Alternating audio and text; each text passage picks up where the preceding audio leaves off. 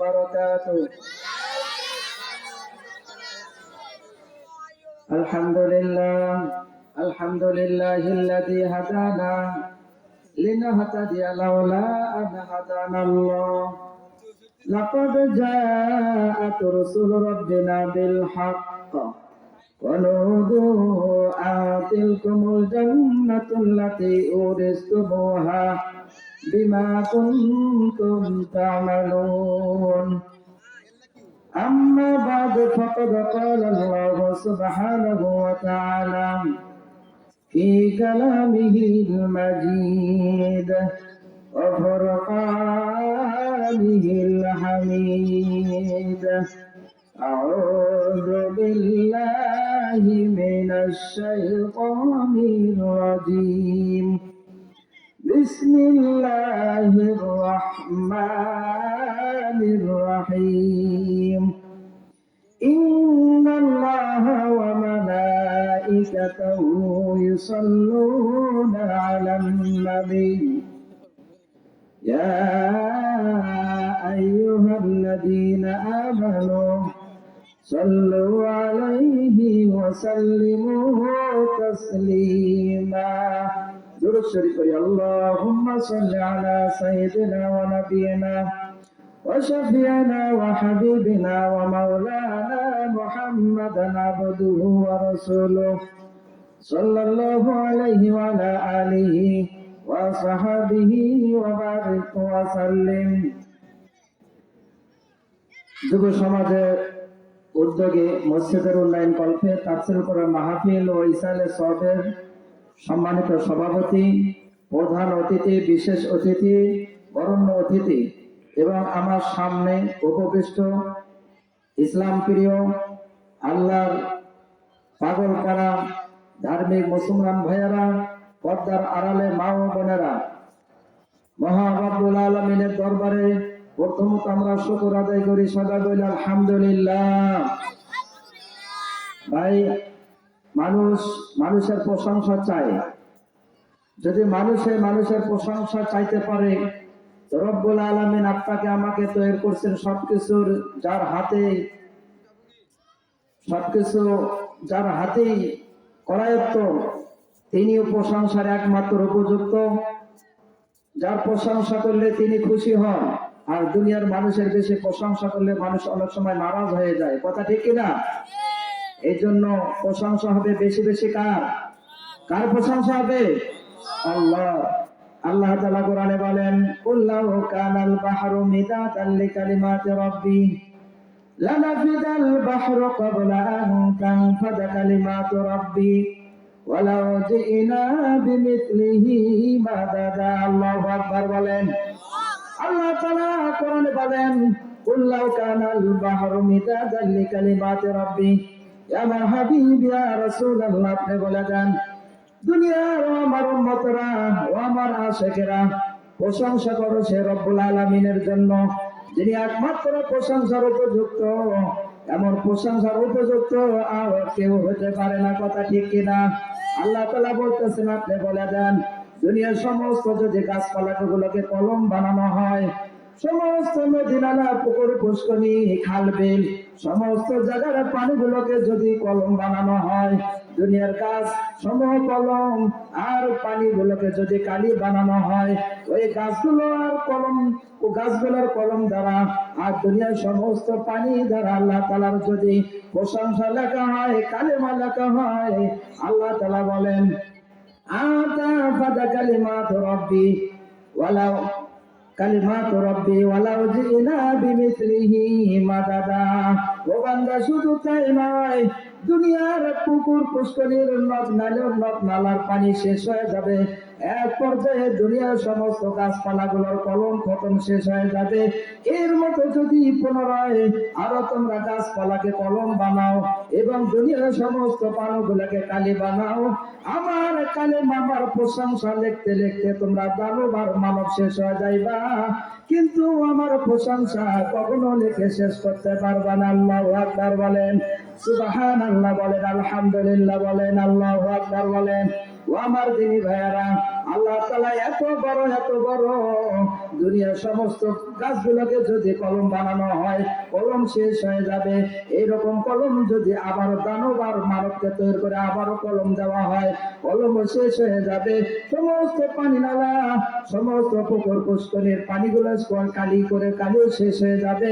একের পর এক দানব আর মানব যিনি ইনসান শেষ হয়ে যাবে। আল্লাহ তাআলা বলেন, আল্লাহু আকবার, আল্লাহু আকবার, আমি বড়, আমি বড়, আমার প্রশংসা করে কখনো শেষ হবে না। আল্লাহু আকবার বলেন। সে তার প্রশংসা চলবে তো ইনশাআল্লাহ। এই জমির মালিককে বলেন, এই জমির মালিক আল্লাহ, সব কিছুর মালিক আল্লাহ, আপনার আমার মালিক আল্লাহ, আমার খালেক, আমার মালিক, আমার সবকিছু, আমার সবকিছুর উৎস সে রব্বুল আলামিন। অতএব তার প্রশংসা চলবে, অন্য কারো প্রশংসা চলতে পারে না। দুনিয়ার কারো বেশি প্রশংসা করলে, বেশি সুপারিশ করলে ওই লোকটা খারাপ হওয়ার সম্ভাবনা আছে কিনা বলেন? আছে। এই জন্য বেশি প্রশংসা ভালো লক্ষণ না। বেশি সামনাসামনি বেশি কারো প্রশংসা করা আল্লাহ রাসূল বুখারীর হাদিস নিষেধ করছেন। আল্লাহ রাসূল বললেন, তোমরা কারো ভাইয়ের মুখে চুনকালি মাইরো না সামনাসামনি প্রশংসা করে। এই জন্য আমাদের দেশে বেশি এই কালচারটা চলে, রাজনীতিবিদদের ভিতর বেশি প্রশংসা করতে করতে বেশি নিরাপত্তা আর তার গোলক ধাঁধার ভিতর ফালাইয়া একবারে শেষ করে দেওয়া হয়। আল্লাহ তাআলা বলেন, প্রশংসার উপযুক্ত আমি, অতএব প্রশংসা করতে হবে কার? কার প্রশংসা করতে হবে? আল্লাহর। হাশরের ময়দানে আল্লাহ তাআলা বলবেন, ও আমার ফেরেশতারা, দেখো কিছু বান্দার আমলনামা ঘাটো, তাদের আমলনামাকে দেখতে থাকো। ফেরেশতারা আমলনামা দেখবে, কিন্তু আমলের সংখ্যাটা হবে কম। কিন্তু আল্লাহ তাআলা বলবেন, ও ফেরেশতারা, আমার প্রতিবেশীকে তাকে নিয়ে আসো। ফেরেশতারা বলবে, আল্লাহ তোমার আবার প্রতিবেশীকে, আমরা তো সবচেয়ে তোমার কাছের। আল্লাহ তাআলা বলবেন, না না, আমার কিছু প্রতিবেশী আছে, তো যদিও সংখ্যাটা হয় নগণ্য, অল্প সংখ্যক, কিন্তু তারা আমার সবচেয়ে কাছের, তারা প্রতিবেশী। আসরে ময়দানে আল্লাহ তাআলা ফেরেশতাদেরকে ঘোষণা দিয়ে বলবেন, ওরাই আমার প্রতিবেশী, যারা সুখে দুঃখে, সুখে অসুখে, সচ্ছল অবস্থায় বেশি বেশি প্রশংসা করছে কার? বেশি প্রশংসা করছে কার? আল্লাহর। আসরে ময়দানে দুই দলটা হবে ক্ষুদ্র। আল্লাহ রাসূল বলেন সাহাবীদেরকে, দলটা হবে অল্প মানুষ, কিন্তু আল্লাহ তাআলা প্রতিবেশী হিসেবে তাদেরকে ঘোষণা দিয়ে মাফ করে দেবেন। সুবহানাল্লাহ। আরো জোরে জোরে বলেন সুবহানাল্লাহ। এজন্য সম্পর্ক করব কার সাথে? দুনিয়ার যে যাকে বেশি ভালোবাসে, তার থেকে সে প্রতারণার শিকার বেশি হয়।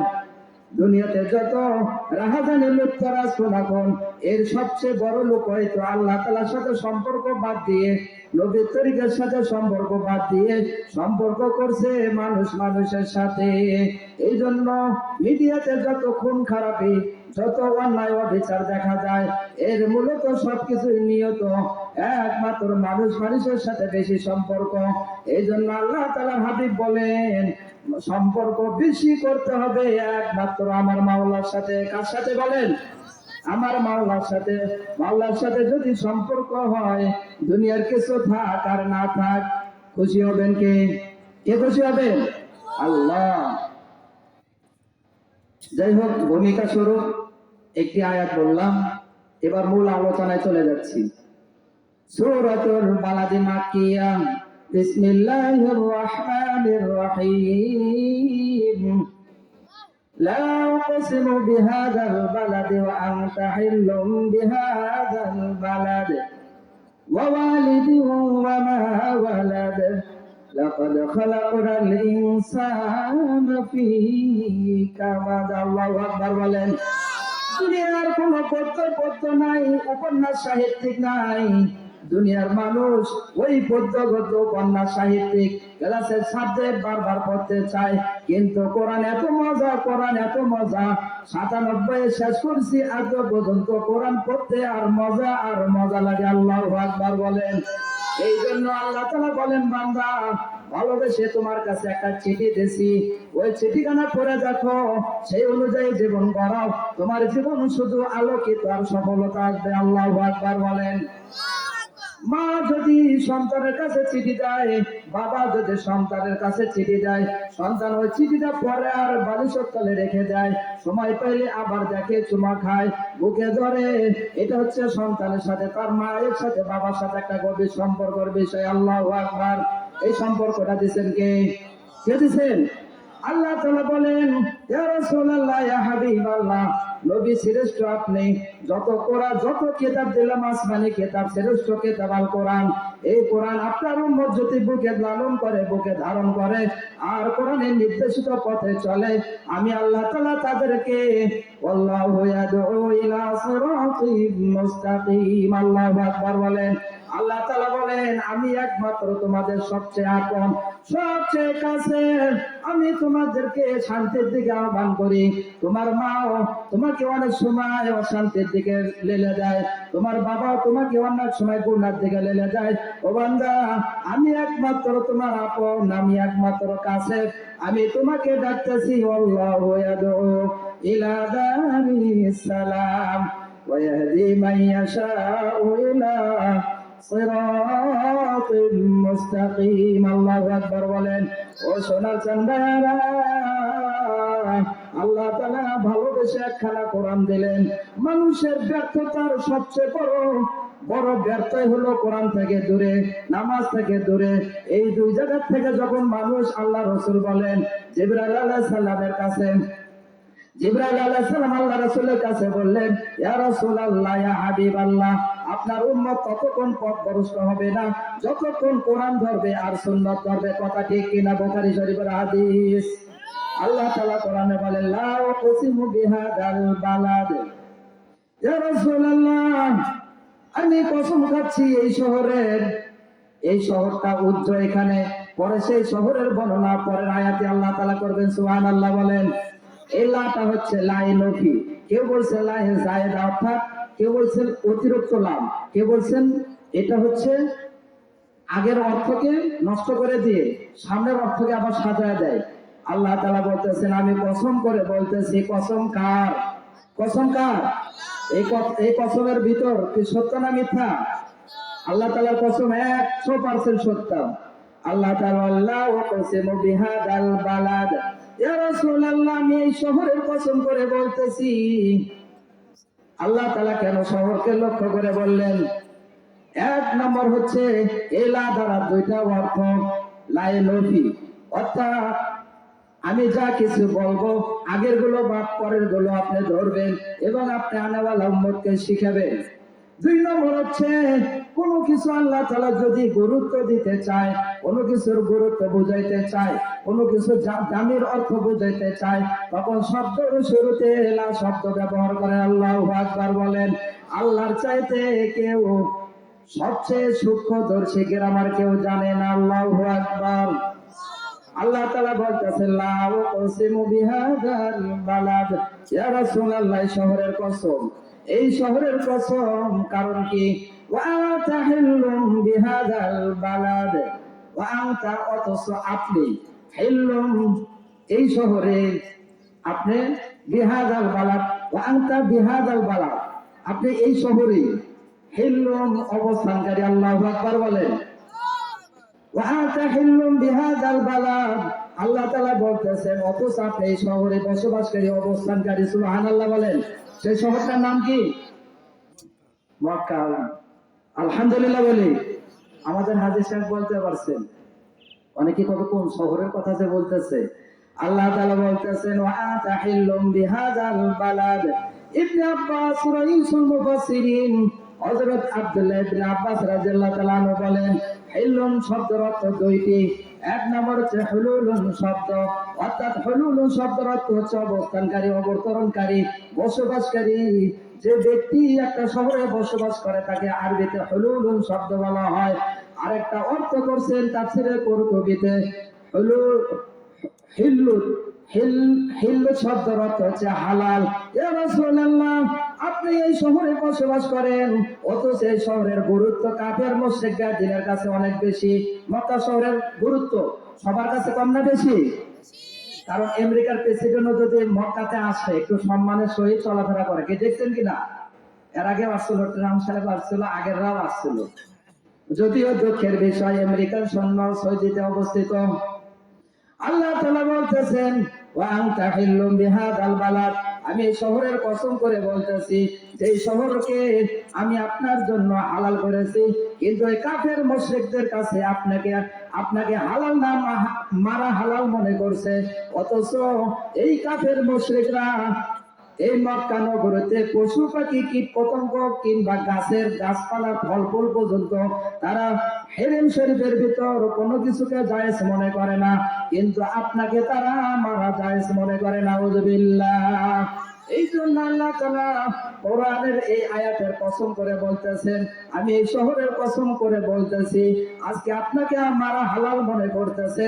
এমন একটা দিন আসবে ইয়া রাসূলুল্লাহ, আপনাকে একটা দিন দেব, সেই জন্য আপনার হাতে এই মক্কার ক্ষমতা চলে আসবে। সুবহানাল্লাহ। আরো জোরে জোরে বলেন সুবহানাল্লাহ। আল্লাহ তাআলা প্রথম ইবনে আব্বাস রাদিয়াল্লাহু তাআলা বলেন হুলুল শব্দের অর্থ হচ্ছে সবকিছুকে হারাম মনে করা, কিন্তু কাফের মুশরিকরা রাসূলকে আমিন মনে করে কিন্তু মারা হালাল মনে করে। কি কথা ঠিক না? গায়ে আঘাত দেওয়া হালাল মনে করে, পথ রোধ করা হালাল মনে করে, রাসূলের মুখে থুতু দেওয়া থুতু নিক্ষেপ করাকে হালাল মনে করে। অথচ যে রাসূলের কারীম সাল্লাল্লাহু আলাইহি ওয়াসাল্লামের শরীর মুবারকে মশা মাছি কোন কীট পতঙ্গ পড়া যায় ছিল না। আল্লাহু আকবার বলেন।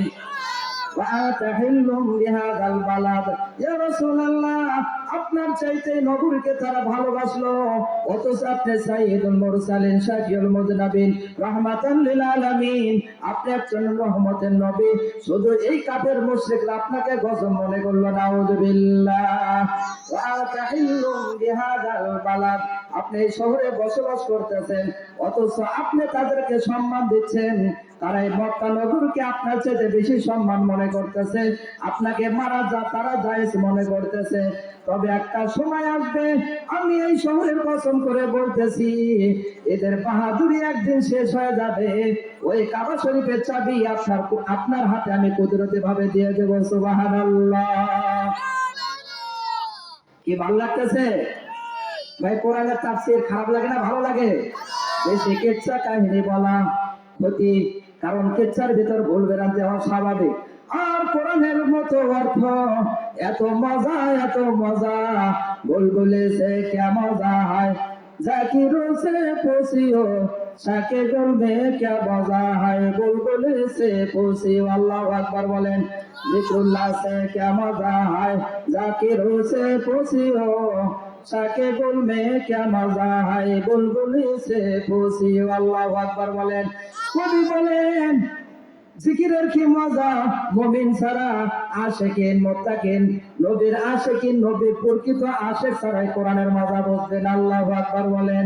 অথচ ওই আবু জেহেল, উতবা, সাইবা, উমাইয়া সবাই আল্লাহ রাসূলকে সম্মান দেওয়ার চেয়ে মক্কাকে সম্মান বেশি দিল, অথচ রাসূলের গায়ে হাত তুললো। নাউযুবিল্লাহ। আল্লাহ তাআলা বললেন অপেক্ষায় থাকেন, আমি এই শহরের কসম করে বলতেছি একটা সময় আসবে ইয়া রাসূলুল্লাহ, ইয়া হাবিবাল্লাহ, এমন একটা দিন আসবে আপনাকে আমি এই মক্কা নগরীতে আপনার হাতে ক্ষমতা দেব, কিন্তু সেদিন দেখবো কার খেলা কি রকম হয়। এই জন্য খেলার কথা বলতে বলতে তারা আউট হয়ে দেশ থেকে নাই। যে খেলতে চাইলো একা খেলতে নাই, তাহলে কার সাথে খেলবে? এখন খেলতে বলো নাই, পিলারও নাই। এই জন্য আল্লাহ তাআলা বললেন আমি এই শহরের কসম করে বলতেছি, এই শহরের কসম এই জন্য করলাম ইয়া রাসূলুল্লাহ, কাবার সম্পর্ক আমার বাইতুল মামুরের সাথে, আর বাইতুল মামুরের সাথে সম্পর্ক আমার একদম আরশে আজিমের সাথে। আল্লাহু আকবার বলেন।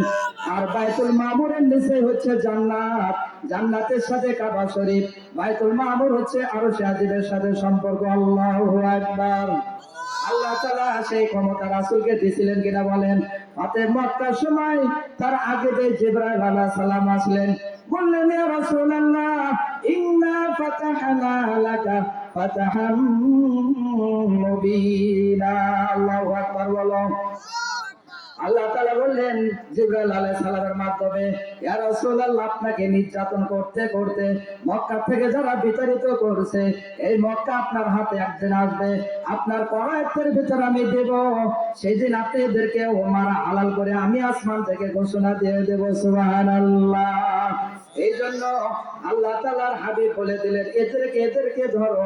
তবে এখান থেকে কিছু ছাড় দিয়েছিলেন আল্লাহ তাআলার দ্বীনের স্বার্থে, কিন্তু কঠোর হয়েছিলেন তাদের ব্যাপারে যারা ইসলামের উপর সবচেয়ে বেশি আঘাত দিয়েছে।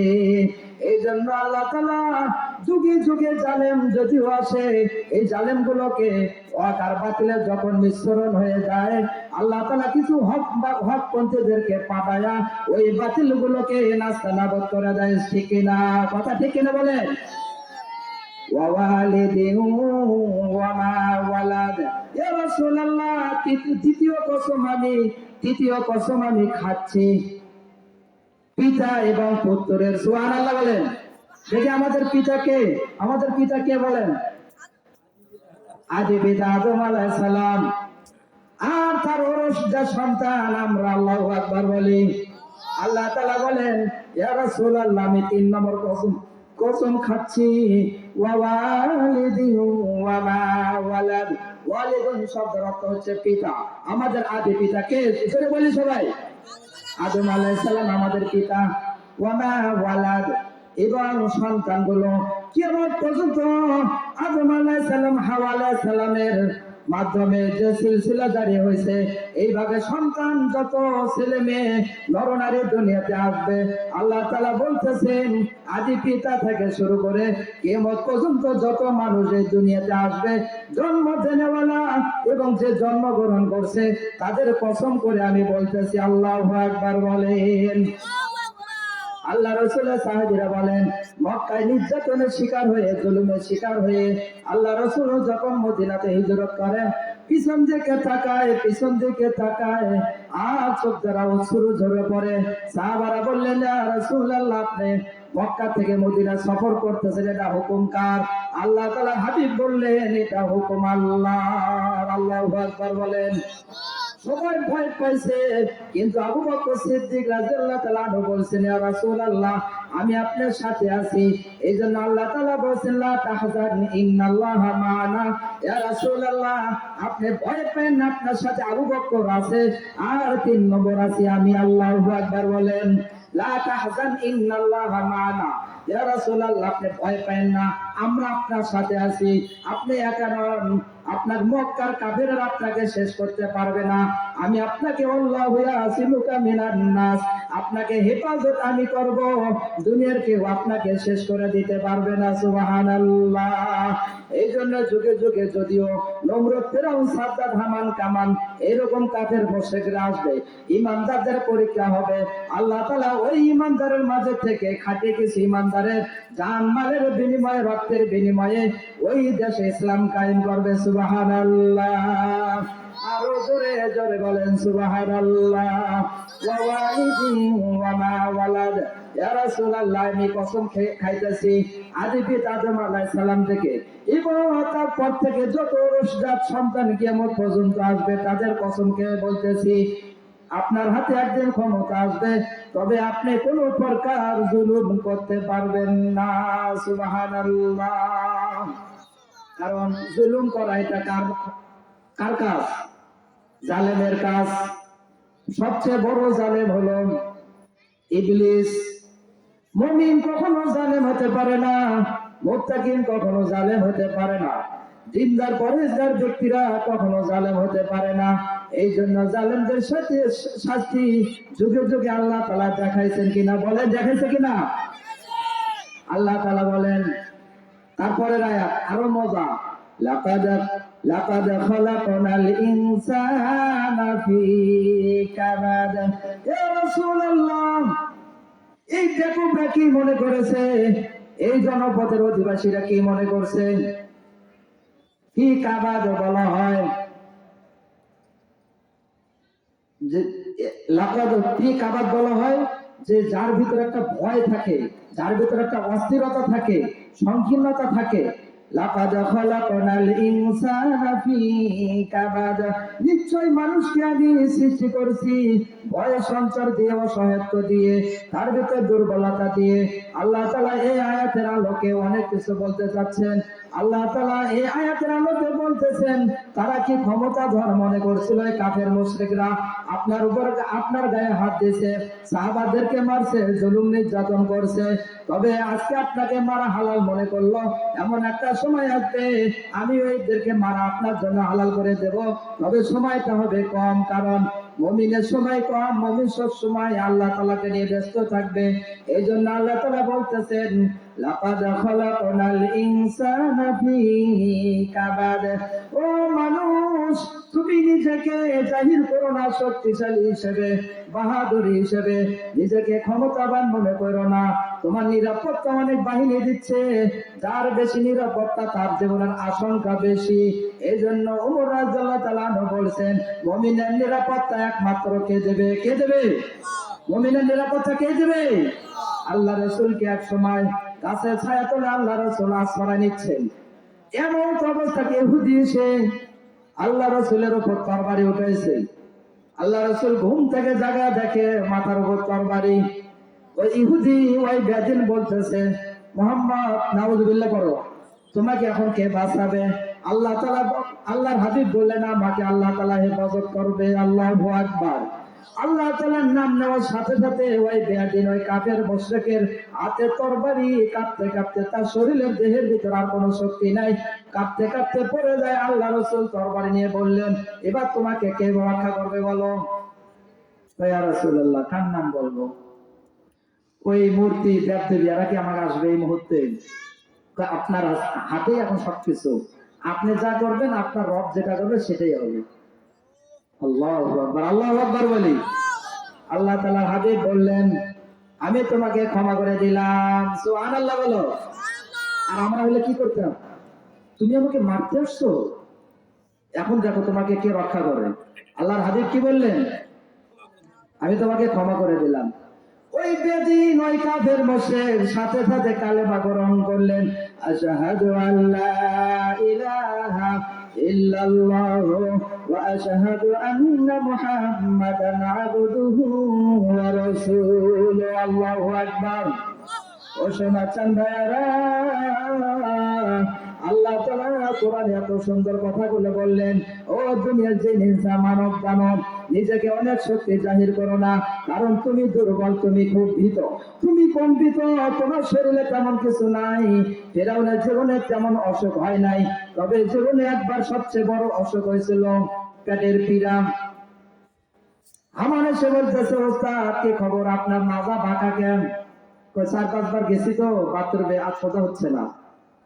আল্লাহ তাআলা তখন বললেন, কিভাবে বলো? ক্বালা আনা রাব্বুকুমুল আ'লা, তুমি যে সবচেয়ে বড় আল্লাহ, তো তোমার পায়খানা এখন ঠিক হয় না কেন? সুবহানাল্লাহ। ফিরআউনকে জীবনে ওটা সবচেয়ে বড় অসুখ ছিল। এই জন্য বাথরুমে বেশি যাওয়া, এটা কি ভালো লক্ষণ? এটা অসুস্থতার লক্ষণ। এই জন্য আল্লাহ তাআলা কোরআনে বলতেছেন, লাকাদ খালাকনাল ইনসানা ফি কাবাদ। ইয়া রাসূলুল্লাহ, ইয়া হাবিবাল্লাহ, আমি মানুষকে অতিশয় দুর্বল করে, অসহায়ত্ব দিয়ে, কষ্ট করে জীবিত সৃষ্টি করছি। 1 নম্বর কষ্ট হলো, তাফসীরবিদগণ বলেন, সন্তান যখন মায়ের উদরে আসে, মায়ের পেটে আসে, ছোট্ট একটা জায়গায় ওইখানে অবস্থান করা, যে বেশি নড়ানড়ি, হাত নড়ানড়ি করলে মায়ের কলিজায় লাগে, পা নড়ানড়ি করলে হৃৎপিণ্ডতে লাগে। আল্লাহ তাআলা ছোট্ট একটা স্থানের ভিতর তাকে কুদরতি ভাবে সমস্ত সমস্ত ভাইরাস থেকে হেফাজতে রাখছিলেন। কে রাখছিলেন? আল্লাহ। আল্লাহ তাআলা বলেন, নিশ্চয় আমি মানুষকে কষ্ট, দুর্বলতার আর ভিতর ভিতর দিয়ে, ভয় ভীতি দিয়ে সৃষ্টি করছি, তারা খুব কষ্টের ভিতর থাকবে। 1 নম্বর কষ্ট হলো মায়ের গর্ভে থাকা। 2 নম্বর, তাফসীরবিদগণের সন্তান যখন স্বাভাবিক ভাবে আসে, মায়ের পেটের থেকে দুনিয়াতে আসার সাথে সাথে সন্তানরা কাজে দেয় কেন? কারণ ওই জগতে এক কষ্ট ছিল, আসার সময় এক কষ্ট পাইছে, ওই কষ্ট পাওয়ার সাথে সাথে সন্তানগুলো কেঁদে দেয়। আল্লাহু আকবার বলেন।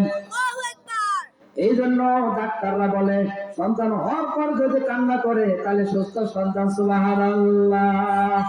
আর সন্তান যদি হওয়ার সাথে সাথে না কান্না করে তাহলে এর অসুস্থতার বড় লক্ষণ। আল্লাহ তাআলা বললেন, আমি তোমাদেরকে কষ্টের ভিতর সৃষ্টি করছি। 1 নম্বর কষ্ট মায়ের গর্ভে, 2 নম্বর কষ্ট মায়ের থেকে দুনিয়াতে আসার পর, 3 নম্বর হচ্ছে ওই সন্তান মায়ের বুকে যখন দুধ খায় তখন দুধ খাওয়া কষ্ট না আরাম? দুধ খাওয়া কষ্ট না আরাম? দুধ খাইতেও কষ্ট। অনেক সময় সন্তানরা দুধ খাইতে খাইতে, ছোট ছোট বাচ্চারা দুধ খেতে খেতে মায়ের বুকে হাতের ভিতর ঘুমে যায়, মায়ের টেরও পায় না। কারণ চুষে চুষে দুধ খাওয়া এটা একটা কষ্টকর। এইভাবে আল্লাহ তাআলা বলতেছেন, একের পর আমি তোমাদেরকে হাঁটি হাঁটি পা পা করে কষ্ট থেকে তোমাদেরকে একটা স্বাভাবিক পর্যায়ে নেই। 8 বছর, 7 বছর, 6 বছর থেকে আবার পড়ালেখার কষ্ট, পড়ালেখার কষ্ট হতে হতে শেষ হতে হতে আবার চাকরি ইন্টারভিউ দিতে কষ্ট, চাকরি হওয়াতে কষ্ট, কর্মতে কষ্ট, কর্মজীবনে যে কষ্ট। এইভাবে এক সময় বাধ্যকে চলে আসে। আল্লাহ তাআলা বলেন, ওমান নুআমির উনুনাকিসু ফিল খালক আফালা ইয়াকিলুন। আল্লাহু আকবার বলেন।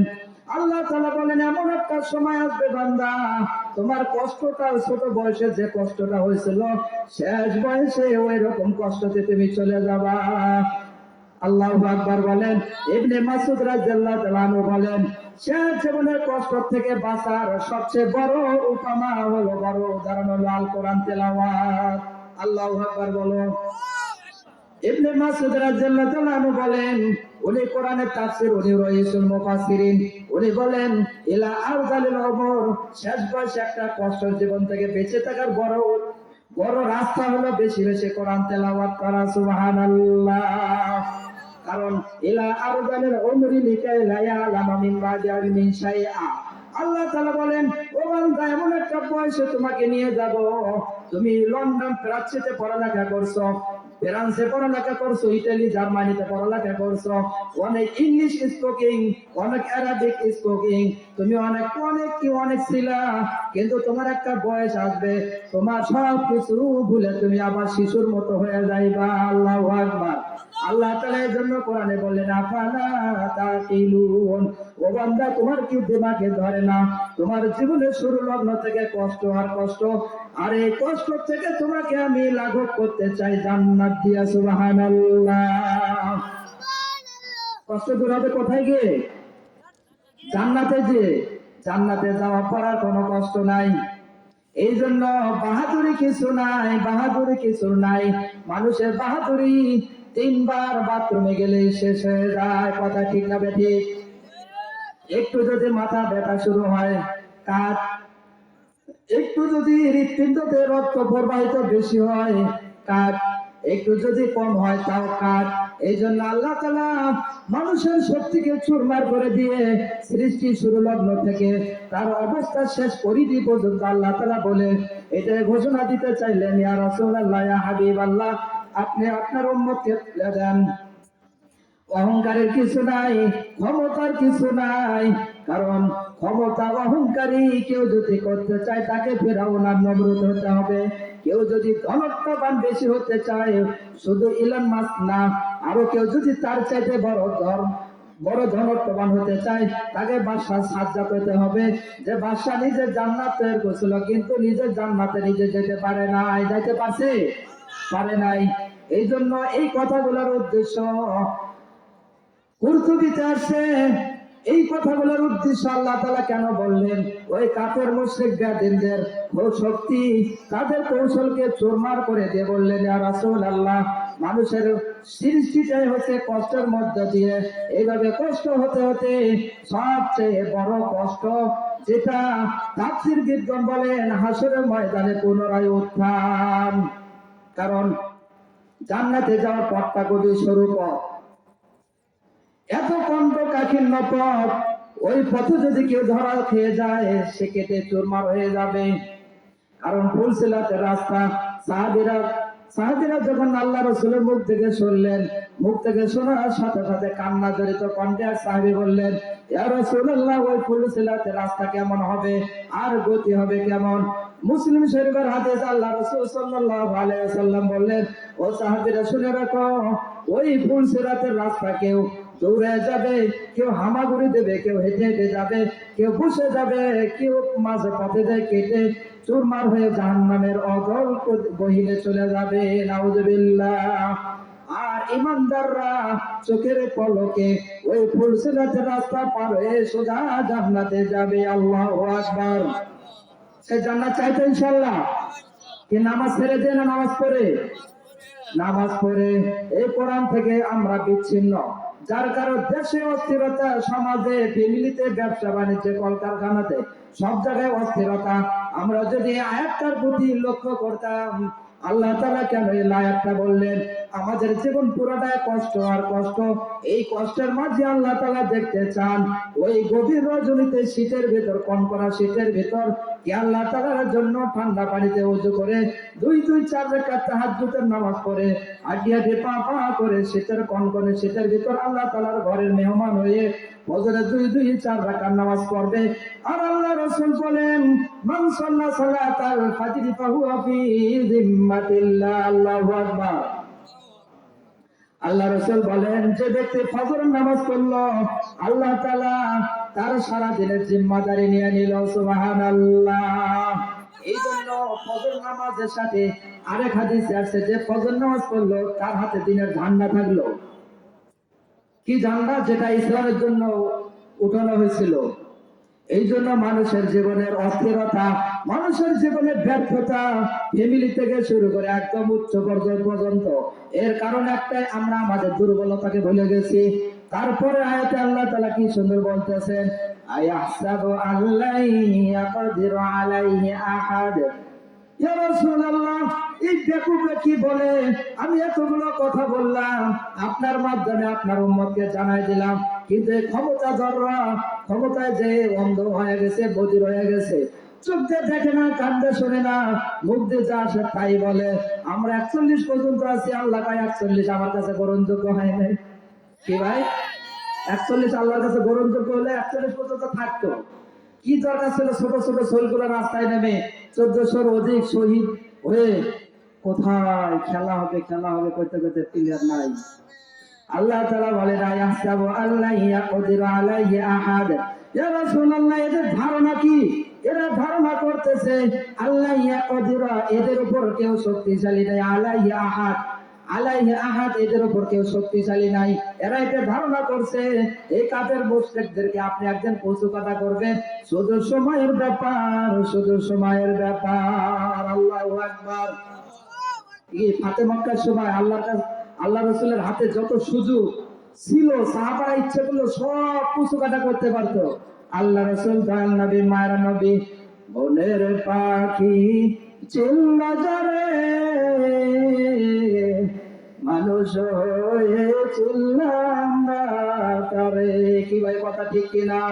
বনের পশু পাখি চিনল, নদীর ওই কীট পতঙ্গ থেকে শুরু করে প্রত্যেকটি মাছ নদীকে চিনল, কিন্তু বড় হতভাগা দুর্ভাগা, জীবন 7 বছর হয়ে গেছে, মুখের চামড়া গুলো বটে নিচে নামে গেছে, থুতনির নিচের চামড়া গুলো এমন ঢিল হয়েছে শুকনা বানরের মতো দেখা যায়। হয়তো দাড়ি রাখার তার বয়স হয় নাই। নাউযুবিল্লাহ। পুরুষ না মহিলা, টুপি না পড়লে কিছুই বোঝা যায় না। কি কথা ঠিক কিনা? অথচ এই দাড়িটা হচ্ছে এমন একটা সুন্নত, দামি সুন্নত, দাইমি সুন্নত, যে দাড়িটা মানুষের ত্বককে অটুট রাখে মৃত্যু পর্যন্ত। সুবহানাল্লাহ। আল্লাহ তাআলা বলতেছেন, আল আয়াহসাবু আল্লা ইয়াকদিরু আলাইহি আহাদ। ইয়া রাসূলুল্লাহ, তারা কি ধারণা করছিল এই মক্কার কাফের মুশরিকরা আপনার গায়ে হাত দিয়েছিল, সাহাবাদেরকে নির্যাতন জুলুম নির্যাতন করছিল, এক পর্যায়ে আপনাকে তারা মক্কার নগরীর ভিতর রাজত্ব কায়েম করে খুব আনন্দ আর উল্লাস, আর তারা কথা বলতেছিল মক্কা আমাদের হাতে, মদিনাও আমরা আমাদের হাতে করায়ত্ত করে নিব। আল্লাহ তাআলা বলতেছেন, এবং তাদের এই ধারণাটা ছিল আয়াহসাবু, হাসিবা ইয়াহসিবু মানে ধারণা করা, আল্লাহ ইয়াকদিরু মানে কখনোই না শক্তিধর, আলাইহি আহাদ আমাদের উপর কেউ শক্তিশালী আছে, আমরা করোনার মোকাবেলা করব। আল্লাহ কয় করোনার মোকাবেলা করা যায়? ভাই করোনার মোকাবেলা করা যায়? এই জন্য যত অফিসার করোনা ধরছে বেশি, আর ঠেলাওয়ালা, দিন মজুর, কুলি, এদেরকে করোনা খুঁজেও পায় না। আবার কয় কি মসজিদে ফাঁকা ফাঁকা হয়ে দাঁড়াইতে হবে, না হলে করোনা ভাইরাস ধরবে। ভাই আল্লাহ তাআলার ঘরে কখনো করোনা ভাইরাস ঢোকে না, কারণ ওখানে মানুষ করোনা ভাইরাসকে ওযুখানে দাফন করেতে চলে যায়। সুবহানাল্লাহ বলে। আল্লাহ তাআলা বলতেছেন এদের ধারণা এদের উপর কেউ শক্তিশালী নাই। আপনি মন খারাপ করেন না ইয়া রাসূলুল্লাহ, ইয়া হাবিবাল্লাহ। আপনি মদিনার জীবনে কিছু সাহাবীদেরকে জোগাড় করেন যাদের জান মাল সময়ের বিনিময়ে এই মক্কা নগরে আপনার হাতে চলে আসবে, সেদিন আপনাকে আমি হালাল করে দেব এদের রক্ত প্রবাহিত করা। আল্লাহু আকবার। অনেক কথা। তারপরে আল্লাহ তাআলা বলতেছেন ইয়াকুলু আহলাকতু মালাল লুবাদা। এই ক্ষমতাধররা কি বলে? ইয়াকুলু, তারা এই কথা বলে আহলাকতু মালাল লুবাদা। এত এত উন্নয়ন করলাম, এত রাস্তাঘাট আমরা বিভিন্ন বালাখানা তৈরি করলাম, এত সরকারি, এত ঘর বাড়ি, এত কিছু করলাম, গরিব মিসকিনের জন্য ঘর করলাম। 6 মাস পরে সেই ঘরগুলো ফাটে চুরমার হয়ে যায়, ঝড় আসার আগে ঘর ফেটে যায়। কি আছে এরকম হয়েছে কিনা? একটা ব্রিজে সুনামগঞ্জ একটা ব্রিজে এলাকার লোক হাতুড়িতে বাড়ি দিয়ে দেখে ব্রিজের ভিতর রটের চেয়ে বাস বেশি, উন্নয়নের ছোঁয়া, বাস দিয়ে উন্নয়নের ছোঁয়া। দেখেন ওই কথাগুলো এখানে বলছে, কারণ যারা আলেম ওলামার বিপক্ষে, মসজিদ মাদ্রাসার বিপক্ষে, দিন ধর্মের বিপক্ষে যারা আলেমদের রক্তকে জায়েজ করেছিল, আল্লাহ তাআলা তাদেরকে দেশ থেকে একদম, কি ভাই কথা সত্য না মিথ্যা?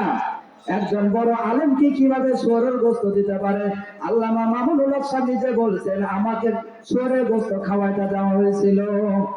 ছোট্ট একজন আলেম রফিকুল ইসলাম মাদানী, সে বলছিল আমাকে মেয়ের সাথে একটা অন্তরঙ্গ ভাবে আমাকে ছবি তোলা হয়েছিল এবং কারেন্ট শট দেওয়া হয়েছিল। আল্লাহ তাআলা জালেমদের শক্তিকে চুরমার করে দেন, মাজলুমের চোখের পানির বিনিময়ে একটু সময় অপেক্ষা আল্লাহ তাআলা করেন। কথা সত্য না মিথ্যা? আল্লাহ তাআলা কথাগুলো বলতেছেন ইয়া রাসূলুল্লাহ, এই শক্তিধররা বলবে এরা এত ব্যাকুব, এত ব্যাকুব, এরা বলবে আমরা এত এত মাল খরচ করলাম এই জনগণের জন্য। কাফের মুশরিকরা বলতেছে কি আল্লাহ রাসূল আমাদেরকে ছাড় দেবে না? আমরা মক্কার এত এত কাজ করছি, কাবা শরীফের কাজ করছি। আবু জাহেল কাবা শরীফের খিদমত করছে, জানেন তো? কাবা শরীফের খিদমত সবাই করছে, কিন্তু ঈমান নিয়ে আসে নাই, ওই কাবার মালিকের সাথে সম্পর্ক করে নাই। এরা হচ্ছে এনজিও, এনজিওর মতো সবই করছে, কিন্তু আসল জায়গায় সম্পর্ক নাই। আল্লাহ তাআলা ওই কথাগুলোই ওই সময় থেকে এখনো বলতেছেন, এইগুলো যদি কোনো বিবেকহীন মানুষ মাথায় না নেয়, এই মানুষগুলো পশুর আচরণ কেন করলো? এই কাজের মুশরিকরা, এদের সাথে সম্পর্ক এখনো কিছু লোকের সাথে, যার কারণে মাহফিলে আলেমদের কথাকে বাধা দেয়, মসজিদ মাদ্রাসার উন্নয়ন কাজকে বাধা দেয়, বিভিন্ন জায়গায় প্রতিবন্ধকতা তৈরি করে। আগের রাও যা করছে এখনো তাই করতে চায়। এদের জন্য আমরা দোয়া করি আল্লাহ তাআলা যেন এদেরকে হেদায়েত দিয়ে দেয়। আমিন বলেন। আল্লাহ তাআলা বলতেছেন ইয়া রাসূলুল্লাহ, ইয়া হাবিবাল্লাহ, এরা বলতেছে কাফের মুশরিক আবু জাহেলের দলবল বলতেছে আমরা মক্কার এত উন্নয়ন করছি, আর আমাদের বিপক্ষে তারা তৈরি হচ্ছে। বিদ্যুৎ কমায় দাও, রাস্তাঘাট উন্নয়ন গুলো করে কি ভুল করছি? কি ভাই এরকম কথা বলছে কিনা? বলছে কিনা বলে? জনগণের জন্য এত কিছু করলাম। ভাই জনগণের জন্য সবই করলেন, আলেমদের সাথে সম্পর্ক লাগবে। আমরা আলেমদের কারো বাড়ি বিদেশে নাই, বেগমপাড়া নাই, ফ্রান্সে নাই, লন্ডনে নাই, ওই আমেরিকাতে নাই, তারপর হচ্ছে বিভিন্ন জায়গায় নাই। আলেমরা দেশে মার খায় আছে, কিয়ামত পর্যন্ত থাকবে। আলেমদের চোখের পানি কখনো ব্যথা দিতে পারে না।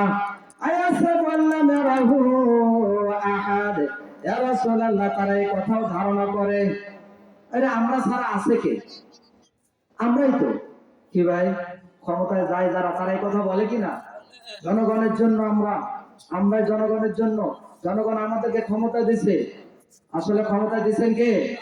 আল্লাহ তাআলা দিচ্ছেন পরীক্ষা করার জন্য, যে দেখি তুমি কি কয় বছর থাকো, জনগণের ম্যান্ডেট নিয়ে না কার ক্ষমতার বলে থাকো। এগুলো হিসাব হবে, হিসাব হচ্ছে কিনা? আল্লাহ তাআলা বলতেছেন আয়াহসাবু আল্লাহ ইয়ারাহু আহাদ, ইয়া রাসূলুল্লাহ, তারা এই কথা ধারণা করে আমরা যত কিছু অন্যায় অবিচার জুলুম করছি কেউ দেখে নাই, কেউ দেখে নাই। কাফের মুশরিকরা কি বলতেছে? আয়াহসাবু ইয়া রাসূলুল্লাহ, তাদের ধারণা কি জানেন? আল্লাহ ইয়ারাহু আহাদ, আমরা উন্নয়ন করছি, দুর্নীতি করছি, দিনের ভোর রাতে নিছি, ফজর আগে ভোট শেষ, এগুলো কি কেউ দেখছে? এগুলো কেউ দেখে নাই। ভাই কেউ দেখে নাই? কেউ দেখছে কিনা বলেন? দেখছে। এক চোরের বাবা সন্তানকে নিয়ে চুরি করতে গেল। সন্তানকে বলতেছে, বাবা আগে ঘরের ভিতর ঢোকা যাবে না, ঘরের ভিতর মালিক আছে কিনা সেটাও তো দেখতে হবে। ওই শিং কাটছে, সন্তানের মাথায় একটা কালো পাতিল দিয়ে ঢুকবে সিংহের ভিতর দিয়ে। এখন বলতেছে না, একটা লাকড়ির একটা ছুটির উপরে মাথা কালো পাতিলটা দিয়ে ওই সিংহের ভিতর দিয়ে ঢুকে দেখানো হোক মালিক জায়গা আছে কিনা। যদি কালো পাতিলের মাথা মনে করে বাড়ি দেয়, তাহলে এই বাড়িতে ঢোকা যাবে না। আল্লাহ তাআলা বলতেছেন, আয়াহসাবু আল্লাহ ইয়ারাহু আহাদ, ইয়া রাসূলুল্লাহ, এরা দুর্নীতি, অপরাজনীতি, মানুষের লুট করা, জুলুম সর্বপর্যায়ে উপরে চলে গেছে। আবার এরা এটাও ধারণা করে আমরা অনেক অনেক খরচ করছি, আমরা অন্যায় জুলুম করছি, আমরা অনেক কামাই করছি, কেউ দেখে নাই। কেউ দেখে নাই? কে দেখছেন? আলাম নাজাল লাহু আইনাইন, আল্লাহু আকবার বলেন। ইয়া রাসূলুল্লাহ, ইয়া হাবিবাল্লাহ, এই বেকুবরা কি লক্ষ্য করলো না তাদের দুইটা চোখ, জনগণেরও দুইটা চোখ? নাকি জনগণের চোখ একটা? জনগণের চোখ কয়টা? আল্লাহ আলাম নাজাল লাহু আইনাইন, আল্লাহ তাআলা নিয়ামতের শুকর আদায় করতে বলতেছেন, ইয়া রাসূলুল্লাহ, ইয়া হাবিবাল্লাহ, আপনি বলে যান আলাম নাজাল লাহু আইনাইন, আমি দুটি সুন্দর চোখ দিলাম, যে চোখের বাল পরিবর্তন করতে হচ্ছে না, আইসি পরিবর্তন করতে হচ্ছে না, বেশি বেশি জিকির কোরআন তেলাওয়াত, বেশি বেশি ওযু করলে চোখের পাওয়ার আল্লাহ তাআলা ঠিক রেখে দেন। সুবহানাল্লাহ।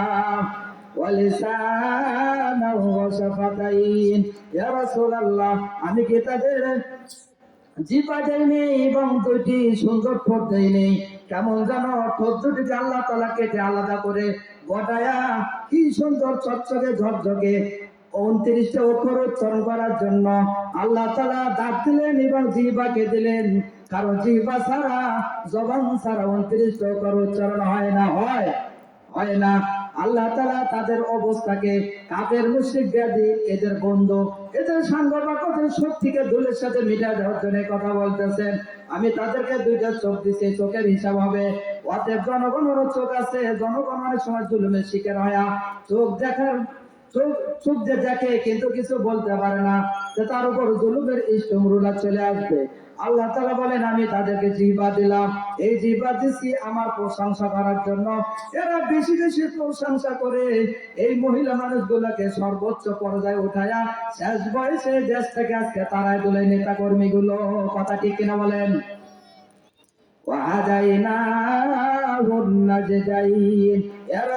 আমি দুটি হেদায়েতের পথ দিলাম। আমি হেদায়েত দিলাম, একটা হচ্ছে ঈমানের পথ, আর একটা হচ্ছে কুফরের পথ। ফামান শাআ ফালিউমিন ওয়া মান শাআ ফালইয়াকফুর, ইন্না আ'তাদনা লিয-যালিমিনা নারা। নাউযুবিল্লাহ পড়েন। আল্লাহ তাআলা বলেন, ওয়াহাদাইনাহুন নাজদাইন, আমি তাদেরকে দুটি পথ দিলাম, হেদায়েত দিলাম। এই হেদায়েতের ভিতর কিন্তু ফালাকতাহামাল আকাবা, এক নম্বর হেদায়েতের ভিতরে এটা, এই হিদায়াতের ভিতর এখনো তারা প্রবেশ করে নাই। এই হিদায়াতের ভিতরে সবচেয়ে বড় গুরুত্বপূর্ণ আমল যেটা এই মুহূর্তে আমাদের দেশে নাই, সেটা হচ্ছে আকাবা, গোলাম আজাদ করা। এই কাফের মুশরিকরা বড় বড় কথা বলে, জনদরদি, জনমানবের জন্য তারা ক্ষমতায়। আল্লাহ তাআলা বলতেছেন, এদের কথা সম্পূর্ণ মিথ্যা, কারণ এরা বেনামাজি, এরা রাসূলের শত্রু, আল্লাহর শত্রু, আলেম ওলামার শত্রু। এই জন্য কেউ যদি ভাবে এই দেশে আলেম ওলামা, মসজিদ মাদ্রাসার বিপক্ষে থাকে, ক্ষমতায় থাকতে চায়, এই সুযোগ আমার মনে হয় সহজে আর জনগণ দেবে না। জনগণ দেবে না, কারণ জনগণ এখন সজাগ। আল্লাহ তাআলা বলতেছেন, আমি হেদায়েত দিলাম, কেউ হেদায়েত গ্রহণ করতে পারে, কেউ কুফরি গ্রহণ করতে পারে। কেউ যদি কুফরি গ্রহণ করে, আমি তার জন্য প্রজ্বলিত আগুন রেডি করে রাখলাম। ইয়া রাসূলুল্লাহ, হেদায়েতের ভিতরে এটা একটা আমল। এক নম্বর হচ্ছে গোলাম আযাদ করা। ওয়া মা আদরাকা মাল আকাবা, ফালাকতাহামাল আকাবা, আপনি জানেন না এরা আকাবার ভিতর নাই। ওয়া মা আদরাকা মাল আকাবা, আপনি কি জানেন সে আকাবা কি? ফাকুর আকাবা। আল্লাহ তাআলা বলতেছেন সেটা হচ্ছে এই হেদায়েতের ভিতর বড় আমলের একটা নমুনা গোলাম আজাদ করে দেওয়া। এখন আমাদের দেশে গোলাম নাই, আমাদের অধীনস্থ যারা থাকবে তাদের উপর কোনো জুলুম করা যাবে না। কি জুলুম করা হবে? আজকে আপনার কামলার উপর, আপনার কর্মচারীর উপর, আপনার দারোয়ানের উপর আপনি জুলুম করলেন, আপনি অফিসার হয়ে পাশে আপনার অধীনস্থদেরকে আপনি জুলুম করলেন, ঠিক নিজে অবৈধ কামাই করলেন, আবার তাদেরকে অবৈধ মাসালা দেয়। কি ভাই কথা ঠিক না? খবরদার, আমার এই অফিস দুর্নীতি মুক্ত, উপরে লেখা থাকে দুর্নীতি মুক্ত, ভিতরে খালি টেবিলের তলে খালি গণাগণি হয়। কি ভাই, এই বুধবার মঙ্গলবারের দিনেও একটা ভূমি অফিসে হঠাৎ করে দুদকের লোকেরা যা অ্যাটাক করে ধরে ফেলাইছে। বলছে যে আপনার হাতে টাকা, বলছে এটা তো আমাকে বকশিস দিছে। ভাই বকশিস কি ঘরে অফিসে খালি এসে দেয়? আল্লাহ তাআলা বলতেছেন ইয়া রাসূলুল্লাহ, এক নম্বর হচ্ছে হেদায়েতের ভিতর গোলাম আজাদ করা। আও ইয়াতআবুন ফি ইয়াউমিন যী মাসগাবা। মাসগাবা বলা হয় তৃষ্ণার্ত, ক্ষুধার্ত অবস্থায় যাকে কে খানা খাওয়াবে, এটা হচ্ছে ইমানদারের ইমানের কাজ। সুবহানাল্লাহ বলেন। আর যারা আমাদেরকে মারে খাচ্ছে ভাই, আও ইয়াতআবুন ফি ইয়াউমিন যী মাসগাবা। ইয়া রাসূলুল্লাহ, হেদায়েতের একটা বাণী, হেদায়েতের একটা নমুনা। গরিব মিসকিনকে ক্ষুধার্ত অবস্থায় খানা খাওয়ানো, বস্ত্রহীনকে বস্ত্র দেওয়া। কারণ হাসরের ময়দানে আল্লাহ তাআলা বলবেন, বান্দা তুমি আমাকে খাওয়াও নাই। বান্দা বলবে তোমাকে খাওয়াবো কিভাবে? গরিব মিসকিনকে খাওয়াইলে আমার খাওয়া হইতো। ওই তুমি এত শপিং মলে ওই জলছুরিতে যায় কত দামি দামি কাপড় কিনছো, তোমার প্রতিবেশীকে একটা লুঙ্গি 500 টাকাতে কিনে দিলেও তো হয়তো। খেয়াল ছিল না? কি ভাই কি কবে? তবে খেয়াল ছিল না, তবে খেয়াল ছিল না। দাঁড়াও দাঁড়াও, আল্লাহ তাআলা বলেন গরিব মিসকিন ক্ষুধার্ত অসহায় বস্ত্রহীনকে কাপড় দেওয়া, এটা একটা হচ্ছে হেদায়েতের কাজের নমুনা। যারা হেদায়েত পাবে তারা প্রতিটি ভালো কাজ করবে। এর ভিতরে আছে সবচেয়ে বড় নমুনা হচ্ছে, বড় আমল হচ্ছে 5 ওয়াক্ত নামাজ পড়া। কয় ওয়াক্ত নামাজ পড়া? 5 ওয়াক্ত নামাজ পড়া। ইয়াতীমান যা মাকরাবা। ইয়া রাসূলুল্লাহ, যত ভালো কাজ করবি ঈমান আনার পর, তবে ভালো কাজের ভিতর উত্তম সবচেয়ে জারি হলো ইয়াতীমান যা মাকরাবা। নিজের অধীনস্থ আত্মীয় স্বজন প্রতিবেশী, নিজের সন্তান নাতিপুতি, নিজের ভাই বোন, আশেপাশের আত্মীয় স্বজন, মাতৃকুল পিতৃকুলের আপনজন যারা অসহায় মিসকিন, তাদের বেশি বেশি দান সদকা করা আল্লাহ রাসূলের কাছে সবচেয়ে দামি। সুবহানাল্লাহ। আও মিসকিনান যা মাতরাবা। ইয়া রাসূলুল্লাহ, তবে এবং ওই ধুলি ধূসর পরিষ্কারহীন একেবারে নোংরা ওই রাস্তাঘাটে পড়ে থাকে উলঙ্গ অবস্থায় বস্ত্রহীন খানা পিনাহীন এই মিসকিন গুলোকেও ডেকে ডেকে যারা খানা দেবে, ইয়া রাসূলুল্লাহ, এটা হচ্ছে ওয়াহাদাইনাহুম নাজদাইন। এক নম্বর ইমানের পথের কাজ এটা। তুম্মা কানা মিনাল্লাযিনা আমানু। অতঃপর আপনি তাদের সাথে থাকবেন। আল্লাহ রাসূল কাদের সাথে থাকতে হবে বলেন তো? আল্লাহ তাআলা বলতেছেন আপনি তাদের সাথে থাকেন। তাদের সাথে? ইমানদারেরা এবং গরিব মিসকিনদের সাথে। এই জন্য আল্লাহ রাসূল সাল্লাল্লাহু আলাইহি ওয়াসাল্লামের সহধর্মিণী আয়েশা রাদিয়াল্লাহু তাআলা না বলেন, আল্লাহ রাসূল গভীর রজনীতে দোয়া করত যে আল্লাহ তুমি আমাকে হাসর করায়ো গরিব মিসকিনদের সাথে। সুবহানাল্লাহ। আরো জোরে জোরে বলেন সুবহানাল্লাহ। ইয়া রাসূলুল্লাহ, আপনি তাদের সাথে হবেন মিনাল্লাযিনা আমানু, যারা ঈমানদার। এক নম্বর হচ্ছে ঈমানদার যারা 5 ওয়াক্ত নামাজে হালাল হারাম বেঁচে চলে, যারা কেউকে ঠকায় না, রাতে দিনের ভোর রাতে দেয় না, ইলেকশনের আগে টুপি আর পাঞ্জাবি, ইলেকশনের পরে টাই, এইগুলো ধোঁকাবাজ, এইগুলো করা ইসলামে ঠিক না। যদি ইসলাম সত্যিকারে সে মুসলমান হয়, ওই টুপি আর তার ওই লেবাস, ওই সৌন্দর্যটাকেই তাকে ধরে রাখতে হবে। আল্লাহ তাআলা বলেন ওয়া তাওয়াসাউ বিস-সাবরি। ইয়া রাসূলুল্লাহ, যাদের উপর বালা মুসিবত বিপদ আপদ আসার পর যারা ধৈর্য ধরে এবং অন্যদেরকে ধৈর্য ধরার তালকিন দেয়, এদের সাথে আপনি থাকেন। ওয়া তাওয়াসাউ বিল মারহামা, এবং যারা সাথীদের ভিতর ভালো কথাগুলো আলোচনা, যিনি মুযাকারা পরামর্শ, ওয়া আমরুহুম শুরা বাইনাহুম, আল্লাহ তাআলার হাবিবকে আল্লাহ তাআলা বললেন আপনি কোনো কাজ এককভাবে করতে পারবেন না, অবশ্যই আপনি সাথীদেরকে নিয়ে কাজ করবেন। এই জন্য বড় সুন্নাত হলো ঘরের কাজ করার আগে বাহিরে হোক ঘরে হোক কলকারখানাতে হোক স্বামী স্ত্রী ছেলে মেয়েকে নিয়ে বসে পরামর্শ সাপেক্ষে কাজ করা সুন্নাত। সুবহানাল্লাহ বলেন। উলাইকা আসহাবুল মাইমানা, আল্লাহ তাআলা বলতেছেন যে সৎ কাজের উপদেশ দেয় এদের সাথে আপনি থাকেন, কারণ এরা হলো ঈমানদার। উলাইকা আসহাবুল মাইমানা, ইয়া রাসূলুল্লাহ এরা ডানপন্থী। আর আল্লাহ তাআলা বলেন ডানপন্থীদেরকে আমি সোজা জান্নাত দিয়ে দেব। সুবহানাল্লাহ। অতএব আপনারা ডানপন্থী হবেন না বামপন্থী হবেন? বলেন, ডানপন্থী হবেন না বামপন্থী হবেন? কারণ 54 বছর স্বাধীনতার বয়স চলে, ওই আগের ধোঁকা দিয়ে এখন আর মানুষ ওই ধোঁকার কথা শুনতে চায় না। এখন মানুষ চায় নতুনত্ব, মানুষের নিরাপত্তা, জানমালের নিরাপত্তা, মানুষের ব্যবসা বাণিজ্য নিরাপত্তা, মানুষের চলার নিরাপত্তা। লেবাস না, মিষ্টি মিষ্টি কথা না, ঈমান আমলের সাথে তাকে প্রমাণ করাইতে হবে। ওয়াল্লাযীনা কাফারু বিআয়াতিনা হুম আসহাবুল মাশআমা, ইয়া রাসূলুল্লাহ ওই কাফের মুশরিক বেদিন সাথে যাদের সম্পর্ক, কিংবা যারা কাফের মুশরিক এদের সাথে আপনার যেন কোনো সম্পর্ক হয় না, কারণ এরা হচ্ছে পিছেগামী, এরা হলে পিছে থাকে, আর এরা হচ্ছে আমার আয়াতকে অস্বীকার করে। আলাইহিম নারুম মুসাদা, আর এদের জন্য রয়েছে এমন যন্ত্রণাদায়ক প্রজ্বলিত আগুন, যে আগুনটা তাদের অন্তরকে বিরাজ করে ওয়াল বডিকে পুরো ছারখার করবে। আসহাবুল মাশআমা, ইয়া রাসূলুল্লাহ যারা পশ্চাতে আপনার বিরুদ্ধে, দ্বীনের বিরুদ্ধে, ইসলামের বিপক্ষে, আপনার রবের বিপক্ষে, অতএব এদের সঙ্গ দিবেন না, এদেরকে জাহান্নামের আগুন পরিচালিত করে আমি রাখছি, কারণ আমার 7টা জাহান্নাম তো ভরার লোক লাগবে। কি লাগবে কিনা? আমলা আন্না জাহান্নামা মিনাল জিন্নাতি ওয়ান নাসি আজমাইন।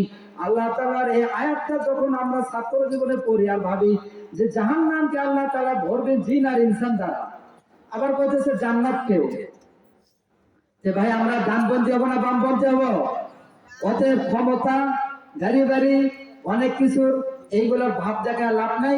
লাকাদ খালাকনাল ইনসানা ফি কাবাদ, এই আয়াতটার অর্থ দেখেন, আমরা সবই দুর্বল, আমরা অসহায়, আমরা সব জায়গাতেই নিজেদেরকে একদম অনেক কিছু তুলে ধরি না। পুলিশ যখন ধরতে আসে তখন কান্না করে, কি ভাই এই যে অনেক সময় কি বাহাদুরি, যে আসামি হিসেবে ধরতে আসে আর কত কিছু অসহায়। এই জন্য আল্লাহ তাআলা এই আয়াতের আলোকে এই কথা বুঝাইতে চাইলেন, আমি শেষ করে দিচ্ছি। ইয়া রাসূলুল্লাহ আমি শহরের কসম খাইলাম, এই শহরে আপনি বসবাস করে মক্কা একদিক দিয়ে দামি, আপনি আপনি শ্রেষ্ঠ মহামানব, এবং সেই সাথে আপনার উপরে মক্কা নগরীতে আমি কোরআন দিছি। এই মক্কাকে আমি অনেক দামি করলাম, কিন্তু দুঃখের বিষয় আপনার এই দামিত্ব এই কাফের মুশরিক, এই মূর্খ লোকগুলো, জাহেল লোকগুলো বুঝলো না। ওই রকম পরিস্থিতি আজ থেকে 16 বছর আমাদের হয়েছিল। আমি নিজে 2001-এ টুপি ছাড়া চলছি 6 মাস।